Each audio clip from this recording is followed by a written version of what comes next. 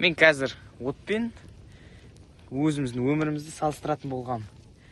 Қалай? Ол қызық нәрсе. Енді от туралы қызық нәрселер. Міне, отқа бір қызығы тоймайсың, ешқашан тоймайсың. Отты қолдансан дұрыс, ол сені жылтады. От дұрыс қолданбасан, ол сені жағады. Ол постоянный өмірде, любой жерде, любой нәрседе өмірде солай. Допустим, жылқы өзіңіз түсініп тұрсыз ғой енді қалай. Жылқыны дұрыс қолдансан, сен аяғың болады ол. Сен оны қолданасың. А жылқыны дұрыс қолданбасан, ну, уже, разумеется, білесіңдер не болатын.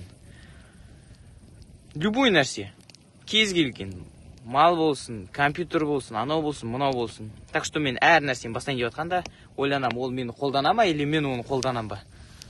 Мысалы, соцсети көбінесе мені қолданады. Мен оның ішінде өзімді көп ұстай алмаймын. TikTok, Instagram, Facebook, YouTube. Олардың ішіне бір кіріп кетсем, уже шығу қиын маған. Так что мен көп оларға жоламауға тырысам.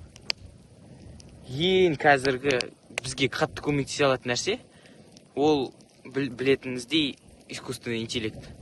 Оны дұрыс қолданбасақ, онда ол бізді ең мықты жауымыз біздің. Оны дұрыс қолдансан, ең жақсы көмекші. Неше жыл қарасам да тоймаймыз. Жұлдызға қарағандай. Жұлдыздарға да тоймаймыз ғой. Суға да сол. Су білмеймін, бірақ ондай тоймайсың дей алмаймын. Отты жағып атқанда, сіздер от жақ көрген болсаңыз, точно білесіздер, что от жаққанда бастау қиын. Бірақ бір бастап кетсе, бұл дейтін уже үлгертпейді.